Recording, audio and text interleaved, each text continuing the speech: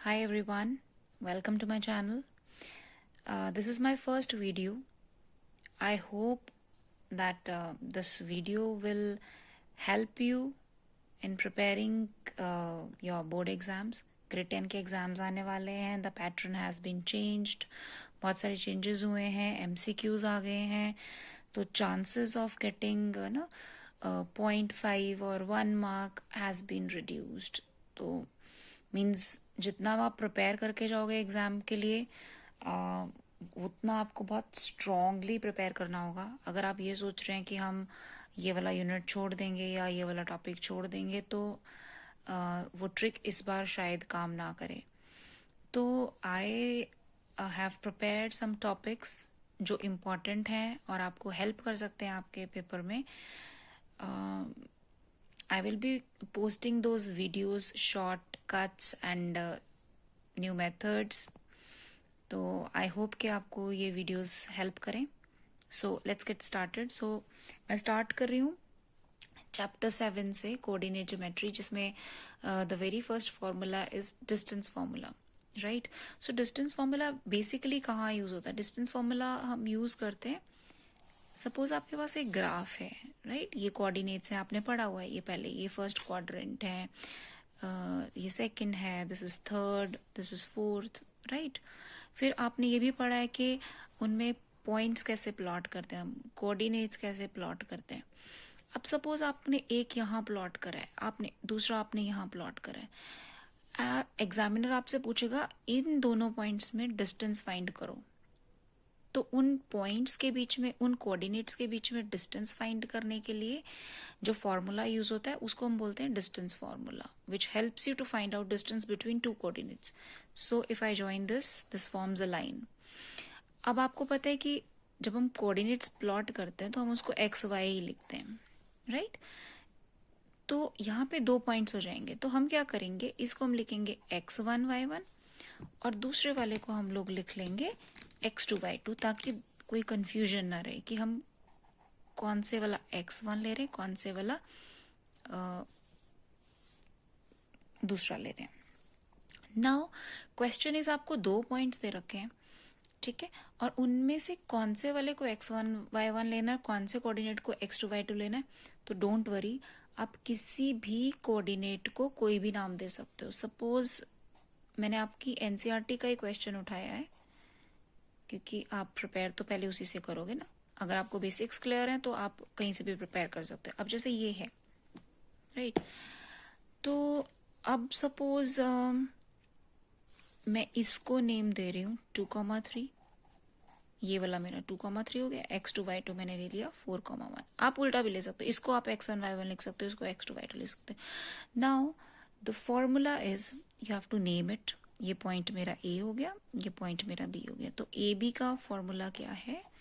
It is, root में आपको लिखना है दोनों का डिफरेंस. दोनों मीन्स एक्स एक्स, दोनों एक्स का डिफरेंस, दोनों वाई का डिफरेंस, उसका स्क्वायर करके ऐड कर देंगे. एक्स एक्स कोऑर्डिनेट, अब चाहे आप उसको x1 माइनस x2 लिखो, चाहे आप उसको x2 माइनस x1 लिखो, it's one and same thing. दोनों का डिफरेंस लेके स्क्वायर कर दिया, फिर प्लस, मैंने ये 3 यहाँ लिख दिया तो मैं इसको ओवरराइट कर रही हूँ. मीन्स दोनों x का डिफरेंस, दोनों y का डिफरेंस, और कुछ भी याद करने की जरूरत नहीं है. x के कोऑर्डिनेट्स का डिफरेंस, y के कोऑर्डिनेट्स का डिफरेंस, ठीक है. जैसे 2 माइनस 4 माइनस 2 आ गया, और 3 माइनस 1 2 आ गया. तो और अगर आप उल्टा ले रहे थे तो 4 माइनस 2 2 आ जाएगा, 1 माइनस 3 माइनस 2 आ जाएगा. मैंने ऐसा क्यों बोला कि आप किसी को भी कुछ भी ले सकते हैं, क्योंकि अल्टीमेटली आपको स्क्वायर करना है. तो जो भी आपको यहाँ पे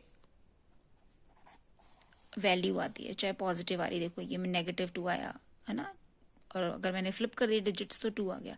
तो चाहे मैं -2 लिख रही हूँ, चाहे मैं 2 लिख रही हूँ, जब मैं स्क्वायर करूंगी तो it will become positive. Similarly ये वाला 2 आया था, ये -2 आया, तो मैंने जैसे ये वाला सेट उठाया मैंने, तो आई विल बी राइटिंग 2, इसका भी स्क्वायर हो जाएगा.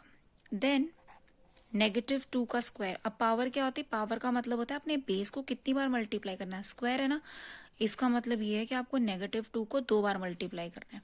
तो -2 इंटू -2, तो 2 और 2 हो गए 4, और माइनस माइनस क्या हो जाएगा, प्लस, तो ये +4 हो गया। सिमिलरली ये 2 का स्क्वायर मतलब इस 2 को भी आपको 2 बार ही मल्टीप्लाई करना है, सो 2 इंटू 2 4 हो जाएगा। 4 + 4 कितना हो गया, 8 हो गया।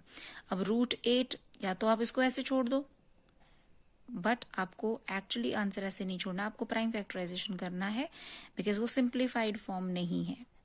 ठीक है, अब आपको पता है कि स्क्वायर रूट है तो स्क्वायर रूट में से पेयर बाहर आएगा, तो पेयर में अगर देखो तो मेरे पास इसी का पेयर बन रहा है, तो इसमें से एक 2 बाहर आ जाएगा, तो ये गया 2 और अंदर वाला 2 ऐसे ही रह गया।